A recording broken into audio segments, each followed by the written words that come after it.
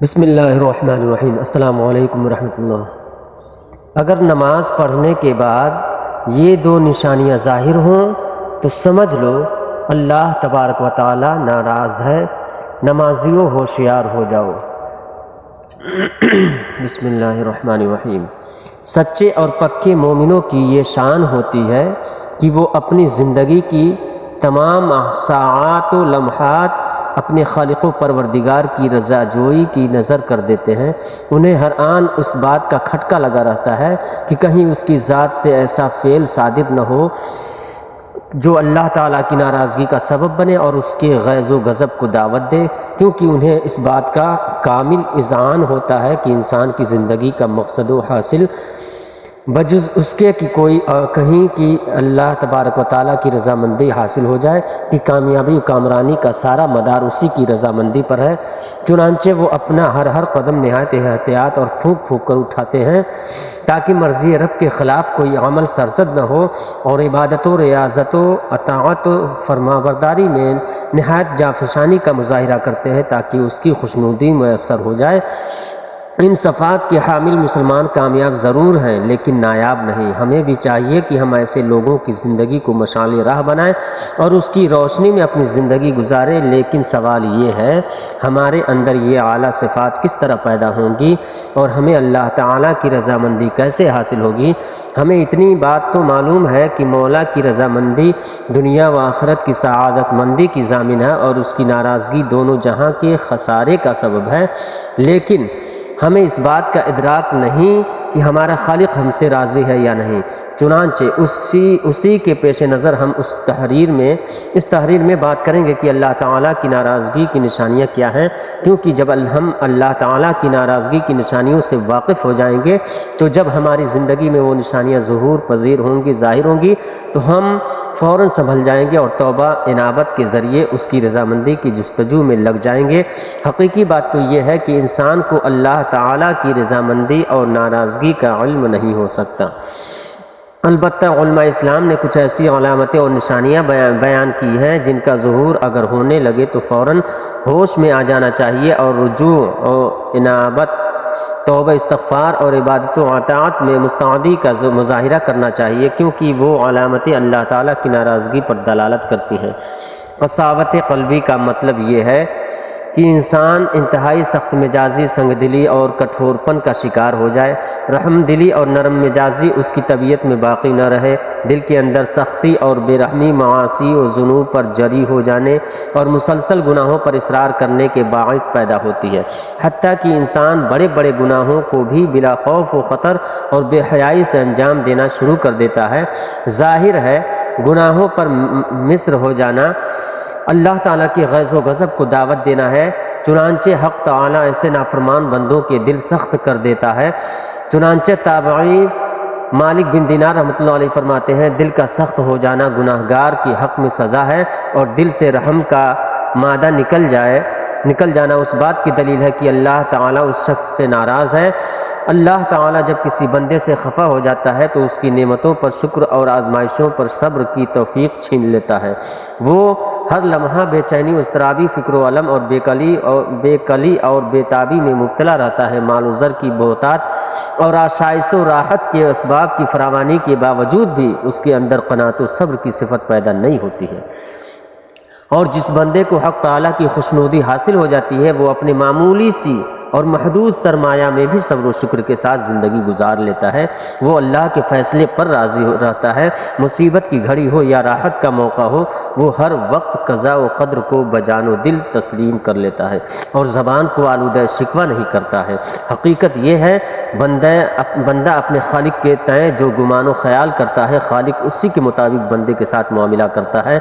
یعنی بندہ اگر خالق سے بہرحال راضی ہے تو یہ بندے سے خالق کے راضی ہونے کی علامت ہے۔ اسی طرح اگر خالق کے فیصلوں سے ناخوش ہیں تو یہ خالق کی ناراضگی کی نشانی ہے، جیسا کہ مسلم شریف کی روایت ہے، یعنی میرا معاملہ بندے کے ساتھ ویسا ہوتا ہے جیسا بندے کا گمان میرے متعلق ہوتا ہے، اور جب بندہ مجھے پکارتا ہے تو میں اس کے ساتھ ہوتا ہوں۔ جو انسان معصیت و نافرمانی میں ہر دم ڈوبا رہتا ہے، احکامات الہیہ کی ادائیگی میں غفلت و بے اعتنائی کا مظاہرہ کرتا ہے، اس کے باوجود اس کے پاس آسائشوں اور راحتوں کی فراوانی اور دولت و ثروت کی ریل پیل ہے تو سمجھ جانا چاہیے کہ اس پر اللہ تعالیٰ ناراض ہے، اور یہ سامان عیش و نشاط در حقیقت اس وجہ ہے تاکہ وہ دنیا میں عیش کوشی کی غفلت میں سوتا رہے اور آخرت میں اس کے لیے کوئی حصہ نہ رہے، جیسا کہ حق تعالیٰ نے ایسے سرکشوں اور نافرمانوں کے متعلق ارشاد فرمایا ہے، اور کافر عیش کوشی میں مبتلا ہیں اور جانوروں کی طرح کھا رہے ہیں اور جہنم ان کا ٹھکانہ ہے، اور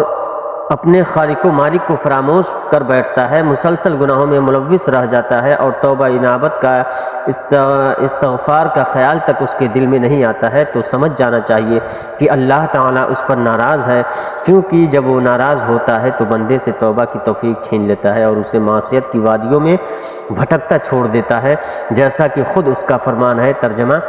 اور ان لوگوں کی طرح نہ بنو جنہوں نے اللہ کو بھلا دیا تو اللہ نے خود انہیں اس کی ذات سے غافل کر دیا، یہی لوگ فاسق ہیں۔ یعنی جب بندہ اللہ کے حقوق اور احکامات کو فراموش کر بیٹھتا ہے تو حق تعالیٰ ان کو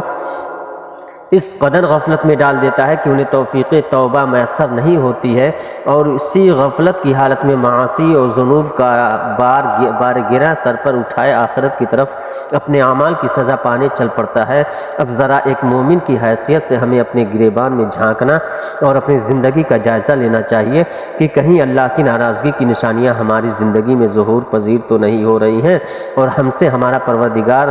ناراض تو نہیں ہے۔ اگر یہ نشانیاں ظاہر نہ ہوں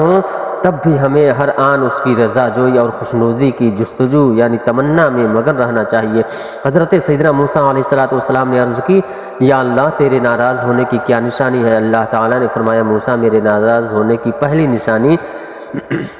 جب میں کسی قوم پہ ناراض ہوتا ہوں تو میں بے وقت بارشیں برساتا ہوں، اور جب بے وقت بارشیں برستی ہیں تو فصلیں تباہ و برباد ہو جاتی ہیں، جب فصلیں تباہ و برباد ہو جاتی ہیں تب ملک میں غربت پھیل جاتی ہے۔ موسیٰ میرے ناراض ہونے کی دوسری نشانی، پیسہ بخیلوں کے ہاتھ میں دے دیتا ہوں۔ میرے ناراض ہونے کی تیسری نشانی، موسیٰ